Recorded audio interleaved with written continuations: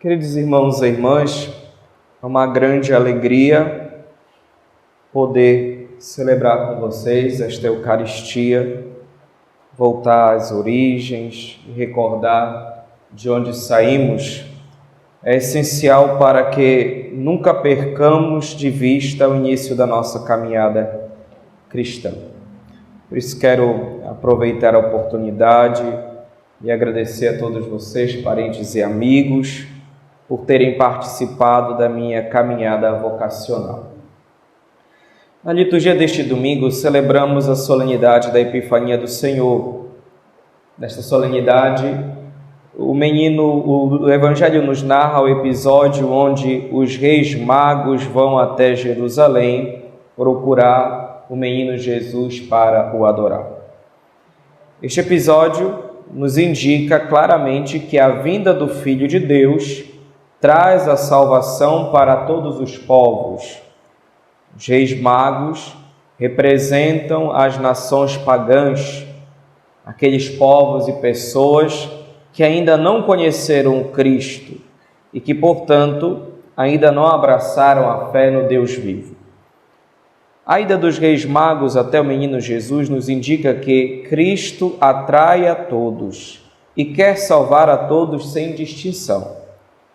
Todos têm a possibilidade de serem salvos, se reconhecerem nosso Senhor Jesus Cristo como seu único Deus. Por outro lado, eu queria desenvolver a minha homilia a partir de uma figura específica que aparece no Evangelho de hoje, que é a figura da estrela. Os reis magos chegam até o lugar onde nosso Senhor se encontra, guiados por uma estrela. Acho que pode abaixar um pouco mais o volume do meu. Não precisa aumentar tanto. Pronto, está ótimo. Não, está ótimo assim. O texto do Evangelho nos diz o seguinte, falando sobre a estrela. E a estrela que tinham visto no Oriente ia adiante deles, até parar sobre o lugar onde estava o menino. Ao verem de novo a estrela, os magos sentiram uma alegria muito grande. Eu queria tirar algumas reflexões deste trecho do Evangelho para a nossa vida espiritual. A partir de dados históricos, de historiadores e tudo mais, que estudam com mais afinco o Evangelho, a Sagrada Escritura, nós entendemos hoje que os reis magos eram, na verdade, astrônomos, homens que cuidavam de estudar os astros, as estrelas, o universo. A astronomia, como talvez alguns de vocês saibam, trata-se de uma ciência exata. Através da astronomia, nós conseguimos compreender um pouco sobre a influência da Lua nas marés. Também, através da astronomia, a gente consegue também contar o ano. Não sei se vocês sabem, perceberam, mas cada mês tem uma lua cheia. O ano ele é contado dessa forma. Cada 12 luas cheias é um ano. A gente vai contando assim. O dia também, todo dia tem sol. Pelo menos costuma ter, né? No tempo do inverno a gente não vê muito ele. Mas esse estudo dos astros, do universo, das estrelas, eles foram nos ajudando a compreender também a nossa realidade humana. Por isso, os reis magos, eles eram, na verdade, astrônomos. Eles estudavam os astros, estudavam a lua, estudavam os universos. Eles, na verdade, eram praticamente o que nós podemos chamar de cientistas. Eram cientistas daquela época. E tinham esse nome de magos porque naquele tempo não tinha ainda essa nomenclatura de astrônomo, de cientista. Eram chamados de magos, ganhavam esse nome porque cuidavam de estudar os astros, cuidavam de estudar essas realidades. Com efeito, o que quero colocar em foco é justamente o fato de que os reis magos são guiados até o menino Jesus por uma estrela. A estrela é o que leva os magos até o lugar onde nosso Senhor está. Depois, quando os reis magos encontram o menino Jesus, a estrela desaparece. Em nossa caminhada cristã, alguém serviu de estrela para nos levar até Deus. Alguma pessoa serviu de estrela para chamar a nossa atenção e nos levar até a presença de Deus, até a igreja, até a comunidade. O seu pai, a sua mãe, os seus avós, seus irmãos, seus parentes, sua esposa, seu esposo, seus filhos ou amigos. Alguém serviu de alguma forma de estrela para levar você até Deus ou para trazer você até Deus. Alguém. Você já parou para pensar quem foi a sua estrela? Já parou para pensar quem foi a sua estrela na sua vida que te trouxe até Deus? Ou quais foram as tuas estrelas, na verdade, né? Porque dependendo da nossa lerdeza, Deus não envia só uma, Ele envia várias estrelas, né? Para nos trazer, porque a gente é meio rebelde, por mais que Deus envie uma estrela, mas Ele vai enviando mais e mais e mais, porque Ele não quer que a gente se perca, Ele quer que a gente encontre Ele. E às vezes não envia só uma, envia várias estrelas. Já parou para pensar quais foram as tuas estrelas, ou qual foi a estrela que te ajudou a chegar até Deus? Talvez as pessoas que serviram como estrela em nossa vida já não estejam mais no nosso meio. Talvez já tenham se mudado, viajado, ou simplesmente já fizeram a sua Páscoa, já faleceram, já foram para a casa do Pai.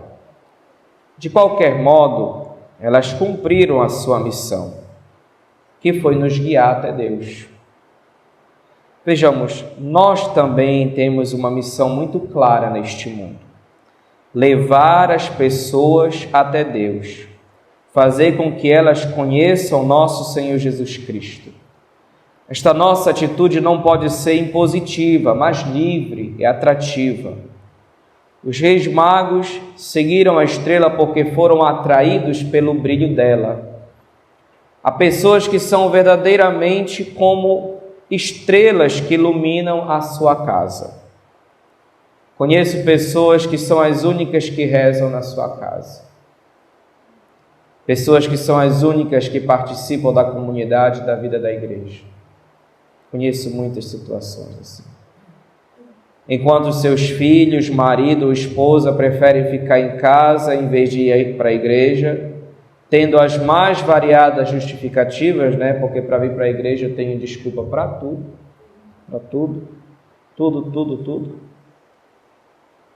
Essas pessoas que rezam sozinhas em casas continuam firmes no amor a Deus e no seu compromisso cristão.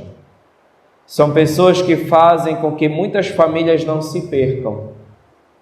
São elas que lutam contra as investidas do demônio sobre a família.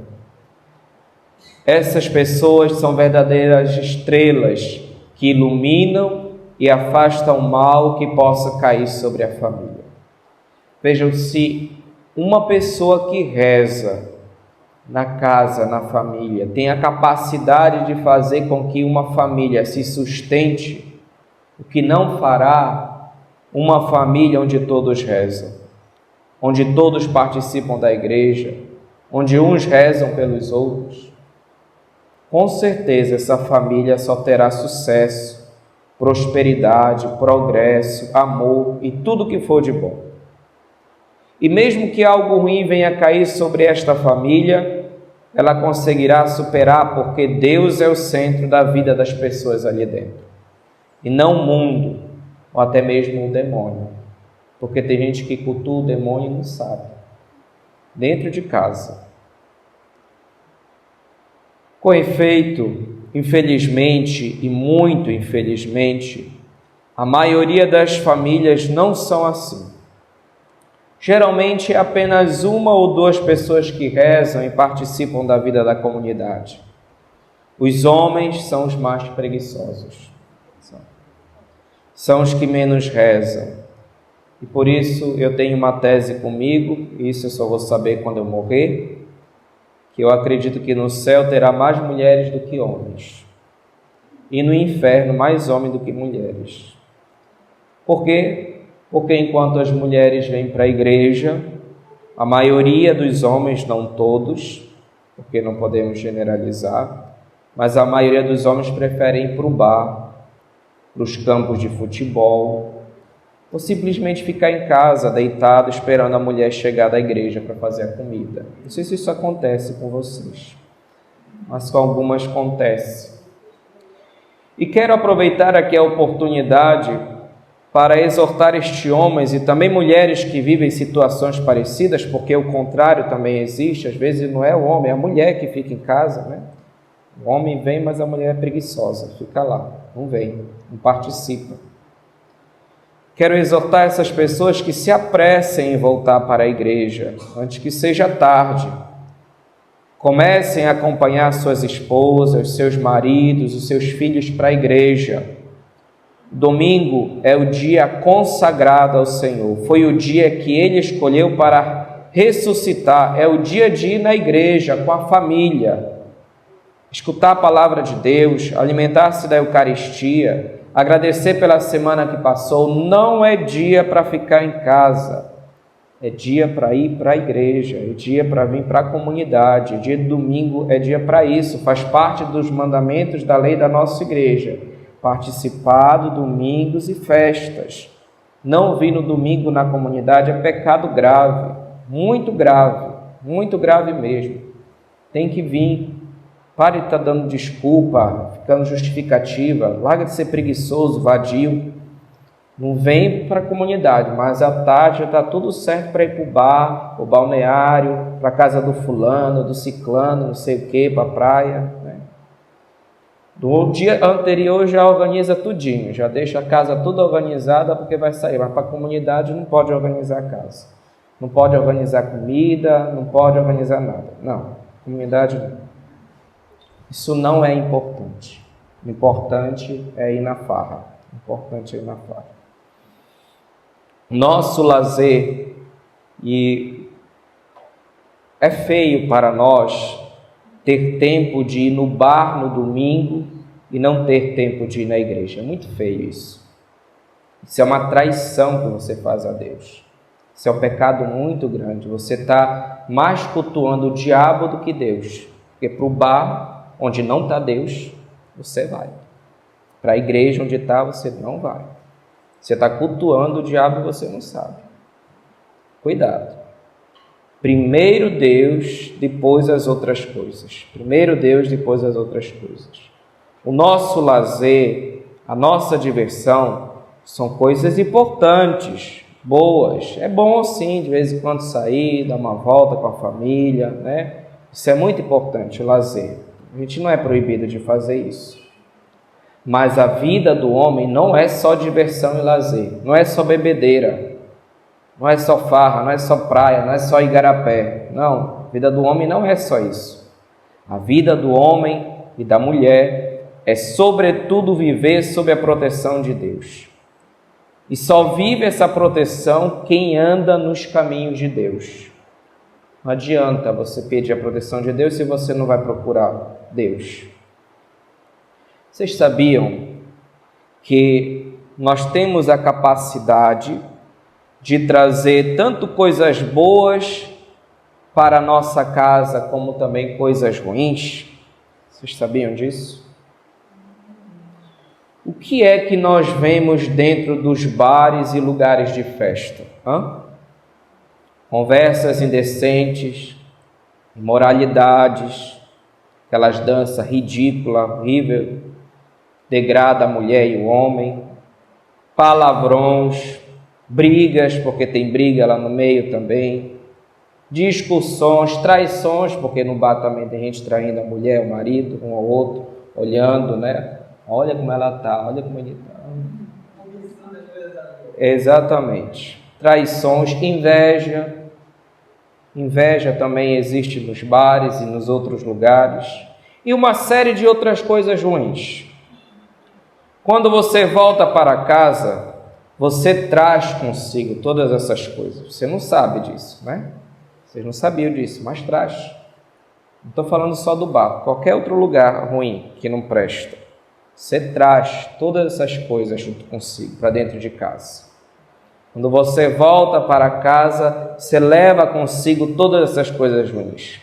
As pessoas não percebem, mas dependendo do ambiente que frequentam, você está levando para dentro de casa tudo que é ruim. Essas coisas ruins, elas ficam dentro da nossa casa. Passam um tempo lá dentro. Elas demoram a sair. E vão gerando dentro da casa da família uma série de coisas ruins também, como doenças. Às vezes você não está doente e sabe nem por que é. Olha onde tu está andando. Tu está trazendo doença, tu não está sabendo. Doenças, tanto espirituais como corporais, dor de cabeça, náusea, preguiça, vadiação, discussão entre o marido, a mulher, não sei o quê. Está trazendo um bocado de coisa ruim de lá de fora, não está nem prestando atenção. Inimizades, discussões, falta de amor, desconfiança entre o homem e uma mulher, né? Um desconfia do outro, né? Desconfia até se o outro está guardando dinheiro. Poxa, ele tinha tanto, agora não tem. Aí começa, né? A briga. Desconfiança um do outro, desconfiança do relacionamento, falta de perdão. Não vai para frente a família, os projetos da família. Às vezes quer construir uma cozinha, não constrói porque não tem dinheiro. Tudo arrasta para trás. O que é isso? Os lugares que você frequenta, que você traz coisas ruins para a sua casa. Você não sabe, mas eu estou dizendo para vocês o que acontece. As coisas não vão para frente porque você frequenta mais os lugares que não prestam do que a casa de Deus. Dá uma olhada na sua vida. Dá uma olhada na sua vida, quantas vezes você vai na igreja durante o mês e quantas vezes você vai em outros lugares que não prestam. Faz as contas, faz as contas. Será que você não está atraindo mais coisas ruins do que coisas boas para a sua vida? E as pessoas não percebem nada disso. Não percebem. Às vezes se devem os ambientes que os membros da casa frequentam. Por outro lado, o contrário também é verdadeiro. A nossa participação na igreja, na comunidade, a nossa vida de oração, ela atrai para nossas casas coisas boas. Eu acredito que se a família participasse mais da vida da igreja, teríamos menos separações, menos intriga, teríamos menos discussões dentro da família, a família se perdoaria mais, as pessoas teriam mais sossego uma com a outra, mais progresso, construiriam as coisas mais rápido dentro de casa, porque em vez de estar gastando dinheiro com bar, com bebedeira, com não sei o que, tinha dinheiro para comprar roupa, pagar as contas. Tem. Questão de pensar. Quando vocês saírem daqui também, vocês estarão levando para a casa de vocês coisas boas. Vocês estarão levando a presença de Deus para a casa de vocês. É isso que a gente faz quando a gente leva. E a gente sabe disso. Assim como a gente tem a capacidade de passar num lugar e levar coisa ruim, também quando a gente passa pelas coisas de Deus, pelas coisas santas, quando se aproxima de Deus, a gente leva também para a nossa casa coisas boas, coisas saudáveis. Por quê? Porque Deus vai junto, Ele não fica somente aqui. Ele não fica, Ele vai também, Ele nos acompanha, Ele vai junto. Por isso que no final da missa ou da celebração, o que é que o presidente da celebração costuma dizer? Ide em paz, que o Senhor... Não é só uma expressão assim de qualquer jeito, não. O Senhor vos acompanha, o Senhor te acompanha, Ele nos acompanha para a nossa casa, para os lugares onde a gente vai. E quando você vai no bar e nas festas, quem é que te traz, que tu traz de lá? Hein? Pois é. Presta atenção nos lugares que você frequenta. Os lugares que você frequenta de pecados, de erro. Às vezes as pessoas são invejosas, a gente vai em alguns lugares, tem gente que está só de olho naquilo que a gente tem, no sapato que a gente está usando, na roupa. Quando é no outro dia arrebentou o sapato, nem sabe por quê. No lugar que tu estava, a pessoa já estava invejosa. Às vezes o teu relacionamento não está dando bem com teu marido, com a tua esposa. Por quê? Porque os ambientes que você frequenta, o pessoal já vê, mas eles se dão muito bem, né? Já fica, olha... Não que na igreja não tenha isso, que tem também uns demoninhos também que não prestam, né? Que ficam também cobiçando as coisas dos outros. Mas no meio mundano é pior ainda, pior ainda. Meus irmãos e irmãs, a nossa missão é servir de estrela na vida das pessoas, ou seja, é guiar o outro até Deus. Como podemos fazer isso se os ambientes que nós frequentamos não são de Deus? Como podemos levar o outro até Deus se nós mesmos não vamos à casa de Deus? Como podemos querer que os nossos filhos, sobrinhos, as pessoas que estão ao redor de nós, sigam o caminho de Deus se os pais, sobretudo os homens, não seguem a Deus? Não é só falar aí, vai lá na igreja. Não. Faça você também a sua parte. Nenhum de nós pode dizer que não é responsável pelos outros ou pelo outro. Todos nós somos responsáveis uns pelos outros. E de todos nós será cobrado a responsabilidade de guiar o outro para Deus. Todos nós seremos cobrados, até o Padre. Para concluir esta homilia, queria recordar que os reis magos ofertaram ao menino Jesus ouro, incenso e mirra. Coisas preciosas que foram dadas a nosso Senhor. Cada um deu aquilo que era precioso para si, era importante para si, ofertou a Deus. Cada um deu o seu melhor. Neste domingo do dízimo, onde somos convidados a devolver a Deus um pouco daquilo que Ele nos deu, eu vos pergunto, será que damos o melhor para Deus? Será que o nosso dízimo é o melhor para Deus? Será que realmente separamos o nosso dízimo para dar para Deus? Ou damos a sobra, aquilo que dá, o mínimo? Damos aquele dízimo taxado que há anos e anos não aumenta, o salário aumenta, mas o dízimo não aumenta.